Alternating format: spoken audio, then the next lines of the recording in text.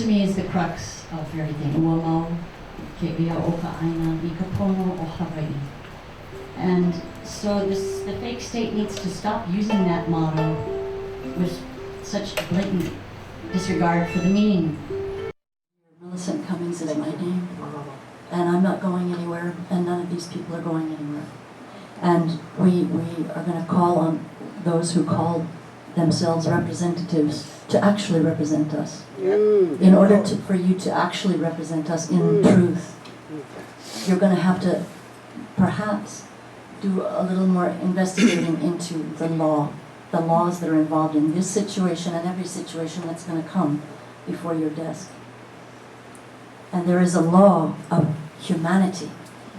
You do not bring LRAD and $60,000 worth of semi-automatic lethal weapons to a sacred ground. You don't do that.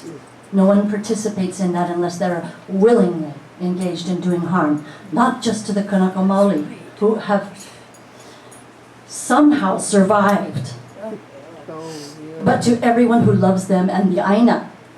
And that's people all over the world. This is about this is about consciousness. It's not about a telescope.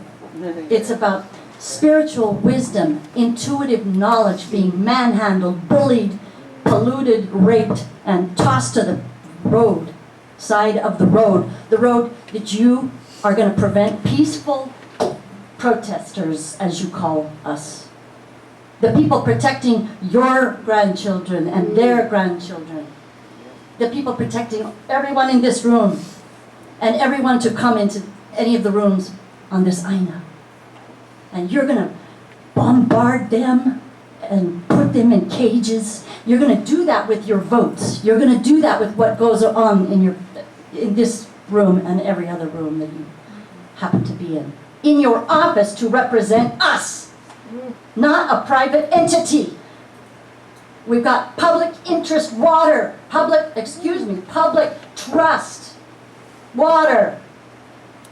And you are going to give a private entity, a corporate entity, the right to put mercury and hydraulic fuel and God knows, and just destroy the Mauna.